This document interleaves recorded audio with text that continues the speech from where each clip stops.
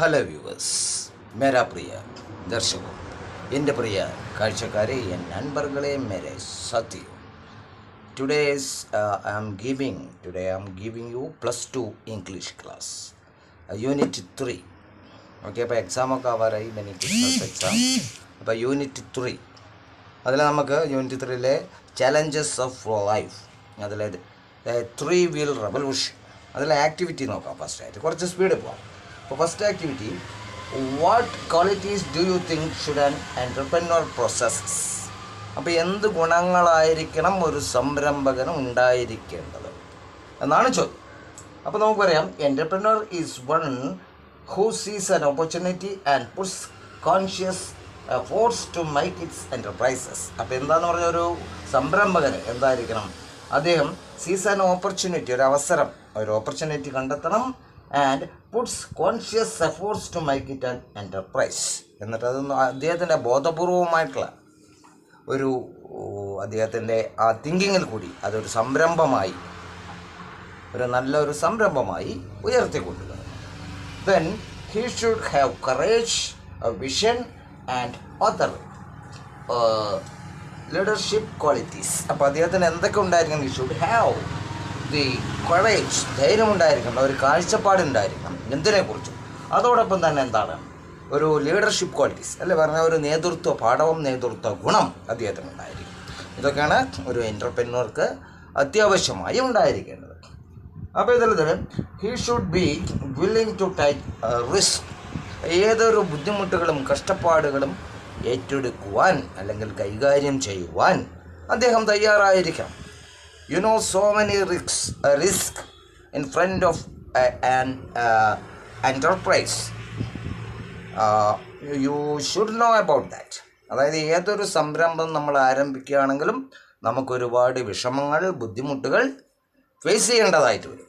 അതാണ് ഇങ്ങനെ പറയാൻ കാരണം. Then he should remember, no pain no gain. അല്ലേ, എന്താണ്? ഒരു പെയിനില്ലാതെ ഒന്നും ഗെയിൻ ചെയ്യാൻ കഴിയില്ല എന്ന് പറയും. അല്ലേ, എന്താണ്? നമുക്കൊരു ബുദ്ധിമുട്ടാതെ ഒന്നും നേടിയെടുക്കാൻ കഴിയില്ല.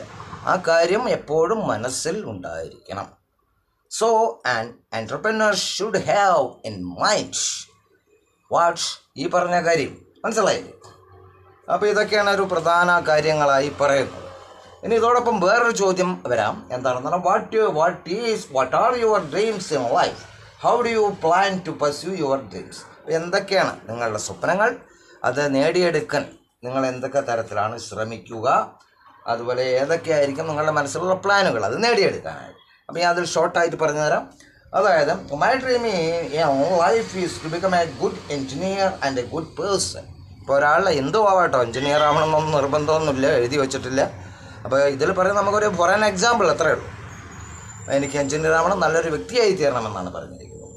I will study hard and try to get high marks in mathematics, physics and chemistry. അപ്പോൾ എഞ്ചിനീയറാണ്. അപ്പോൾ ഞാൻ വളരെ കഠിനമായി അധ്വാനിക്കും, ഈ പറയുന്ന 3 വിഷയങ്ങളിലും നല്ല മാർക്ക് വാങ്ങാൻ ശ്രമിക്കും, അല്ലെങ്കിൽ വാങ്ങിയിരിക്കും. Then I know the engineers are the ones that make the world a worthy places to live in, with large engineering marvels and witnesses today above all. അപ്പോൾ അത് പറഞ്ഞിരിക്കുന്നത്. അപ്പോൾ എൻജിനീയേഴ്സ് എന്ന് പറഞ്ഞാൽ ഇന്ന് നമ്മൾ കാണുന്ന പല കെട്ടിടങ്ങളും വളരെ അഭൂതപൂർവമായിട്ടുള്ള വളരെ ബൃഹത്തായ കെട്ടിടങ്ങളുടെയൊക്കെ പിന്നിലുള്ള ആളുകളാണ്. അതിൻ്റെയൊക്കെ ഉപരിയായി above all, I want to be a good person.